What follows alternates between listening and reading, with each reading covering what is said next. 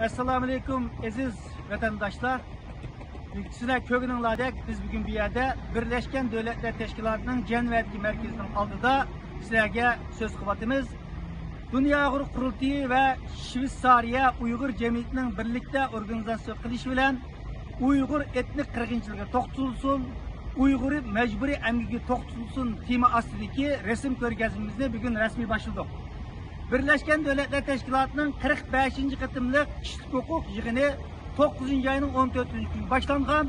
Biz bu münasebetle bir yerde bütün dünyaya Birleşken Devletler Teşkilatı'ndaki 190'dan artık devlet rehberlerine bir qanchılığan xalqaro teşkilatlardan kelgan vekillerge Şarkı Türkistan'daki Xitay hükümeti yapılan etnik kırgınçılıkını toxtutish ve şundaqla Şarkı Türkistan'daki Uygur xalqini mecburi kul işçi qilib epirvatqanligi ibaret bu siyosatiga dunyoning diqqat e'tiborini tortish maqsadi bilan bu qatimki resim ko'rganimizni o'rinlashtirdik.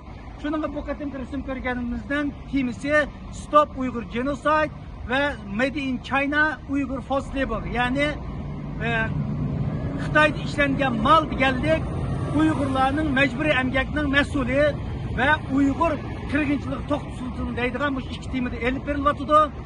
Shuningga dunyoning hamma joylik bo'lib Yevropadagi imkoniyati bor qarindoshlarimizni vaqti bo'lsa kelib bu resim ko'rgazmamizni, bu erkinlik chedirimizni ziyorat qilishini orzu qilamiz.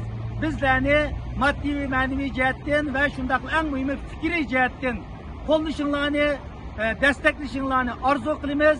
Sizlarga bu yerdagi qarindoshlarimiz nomidan yalqınlık salam yollayımız. Bunun Germaniyadan, Şveysariyadan ve Şveysiyadan bir kısım yurttaşlarımız kelip bu erkinlik çadırının kuruluşuna yardım kıldı. Bu münasebetle bu qarindoshlarımızga bu yerde rahmet etimiz.